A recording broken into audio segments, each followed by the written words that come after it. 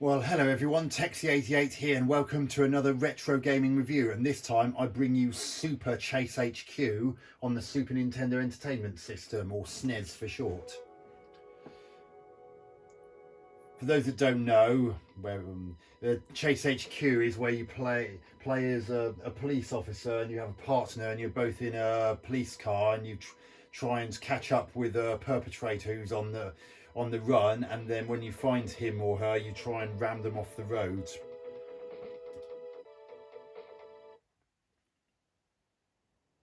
So, options. Roger.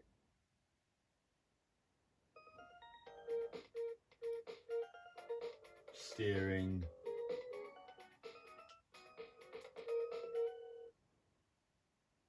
Press the wrong button there. Let's try that again.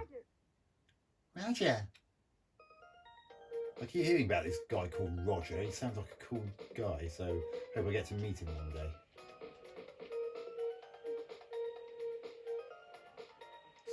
Steering.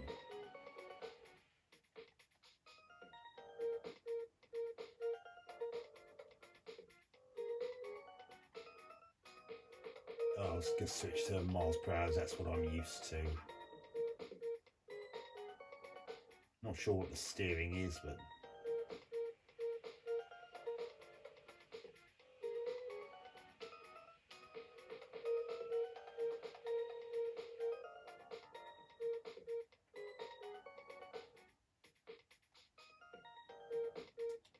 music's a bit pants here. Right, let's go. Sunday morning, a suspected member of a smuggling gang was found dead at the beach. The department had recently been keeping him under observation. We have reason to believe the gang was tipped off. The suspect was removed to prevent us from learning about their plans.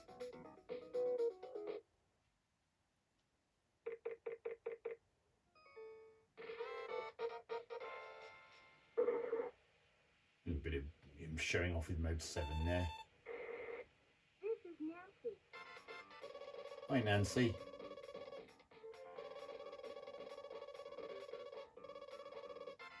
Stolen red sports car. He's armed with a pistol. Proceed and apprehend immediately. Good luck. Yeah. I've played the Spectrum. Ooh.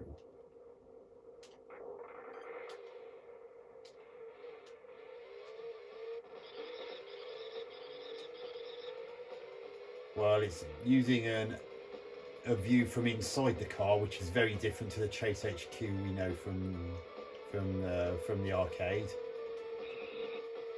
and it's got mode 7 for the road effect,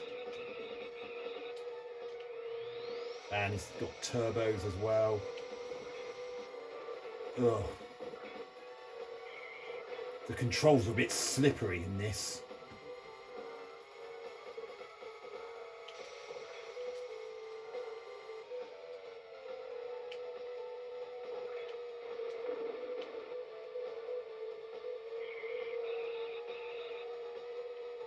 I don't really know why they went with the mode 7 thing. The problem with mode 7 is that you can only use flat images, which basically means there are no hills. Frame rate's not too bad, although those palm trees and street lights look a little bit on the jerky side.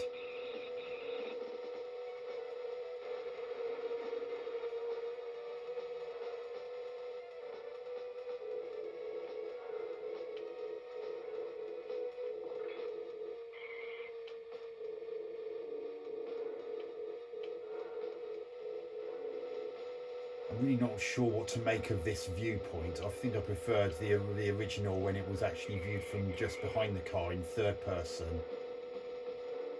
In first person, it's so low that it's harder to judge distance. Oh, well, that didn't.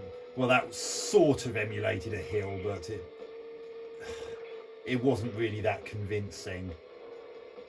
They just tipped the view to make it look like you were going down a hill then.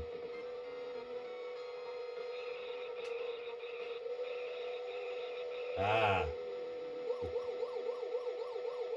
Okay, so where is he? There he is. So now we just need to ram this bastard off the road.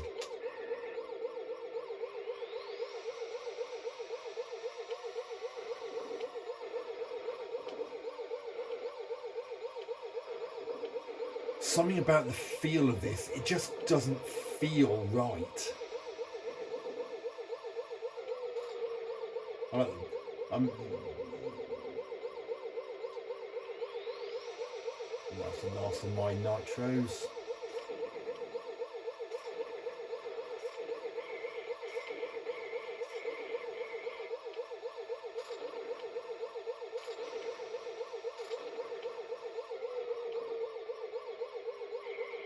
Oh, not much left. Plenty of time. Where's all the other cars gone? Oh, he's actually shot me at one point. There's a bullet hole in my windscreen. Oh, there. Hey, got him.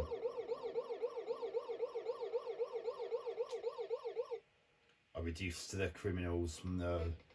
You're under arrest.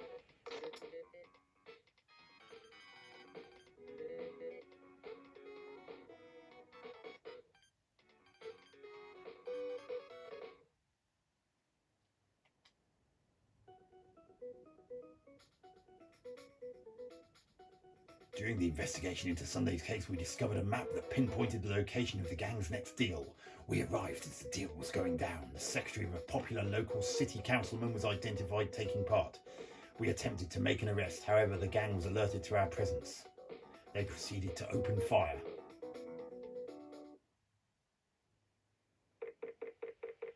Round 2. And more gratuitously showing off with Mode 7. This is Nancy. There's been a shooting. The suspects were last seen driving away in a four-wheel drive and a motorcycle. The motorcyclist is considered armed and dangerous. Good luck. And 2 vehicles. Roger. And now we're in Monument Valley by the looks of things.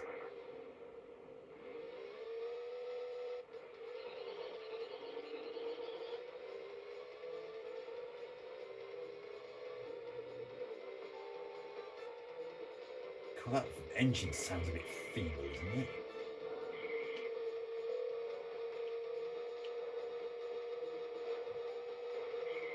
The driving, it doesn't feel right. Something about it just feels, something about it just feels a little off. I mean, it's one of those things you don't notice when it is there, but you do notice when it's not there, and something that should be there to make it thrilling and exciting, it just isn't.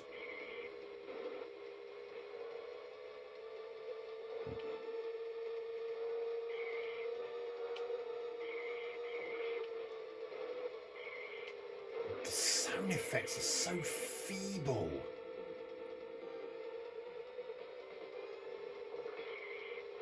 Why didn't even hit that? Ooh.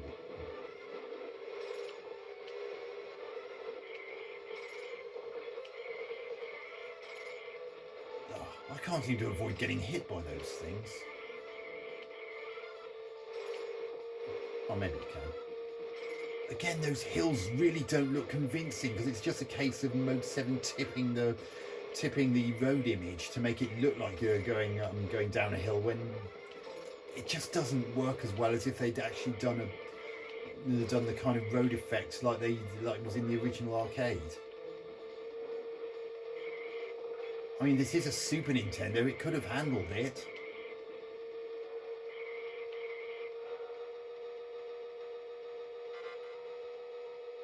Nearly there, just hope I can get to him before that timer runs out. Distance meters nearly there, come on.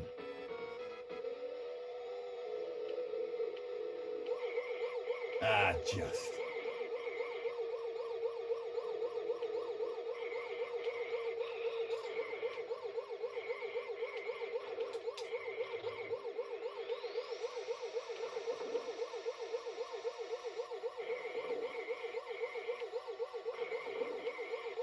Oh gosh. I never thought a Chase HQ game could be so disappointing. I mean, I suppose it plays reasonably well enough, but the excitement just isn't there.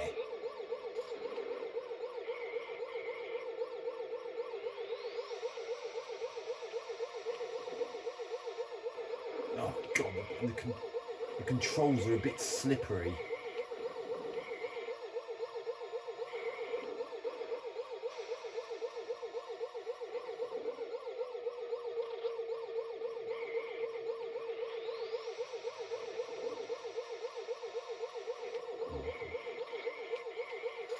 And in one of these tunnels, you can't really tell when you're about to scrape the sides and lose some speed.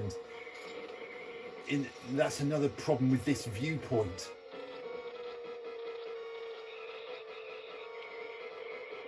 Am I going to do it? Come on. Oh, you got to be kidding me. I literally had just a sliver of his energy bar to knock down. Well, I'm going to leave it at that, as I've been playing for over 10 minutes now. So, Super Chase HQ on the Super Nintendo. Bit disappointing, if the truth be told.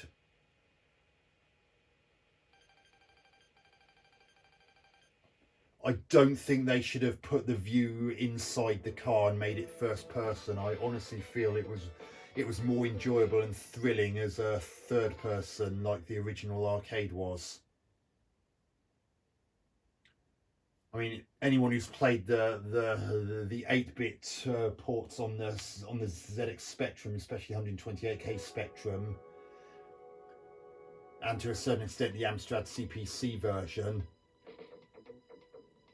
even though those didn't look as visually impressive as a 16-bit version, they played really well and were genuinely exciting, especially the Spectrum version.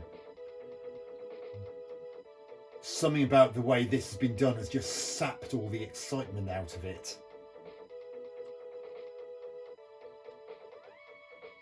And as I said, I really don't think they should have gone for the Mode 7 approach with the road. It just means that the road looks flat the whole time, and that gets dull. Whereas even on the aforementioned 8-bit ports, as well as the original arcade, because it didn't use a technique like that, it meant that there could be undulating roads, which made it more interesting. And the controls are the controls are a little bit on the slippery side, and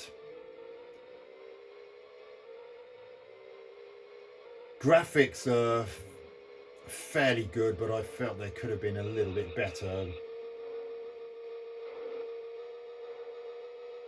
I mean, they're not awful, I just think they could have been a little bit better. I suppose they're animated well enough, and it's got a decent enough frame rate for the most part. Sound effects are really quite disappointing. The music sounds very muffled, and the engine noise just doesn't have enough grunt to it. I know we're in the car rather than outside it, but I still feel it should have been meatier than it was. About the only sound that did work for me was the nitro sound when you activated one of your 3 nitros. That was fine, although I still feel it could have had a bit more grunt to that sound.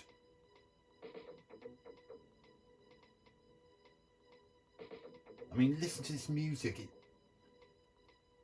The Super Nintendo could do some great music when used properly, and this isn't one of the best uses of its sound and music capabilities. It really isn't. Gameplay.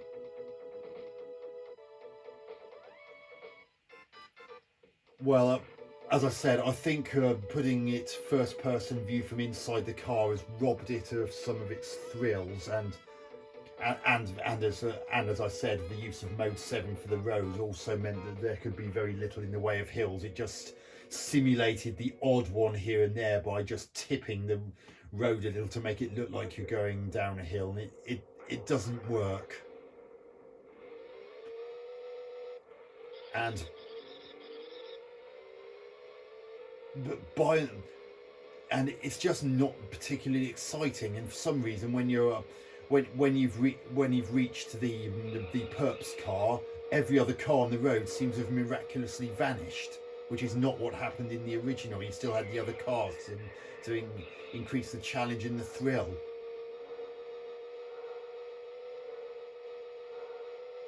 No, this was a pretty disappointing game. I think I'm going to give Super Chase HQ on the SNES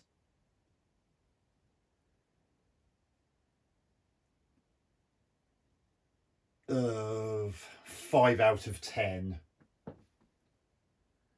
It's far from awful, and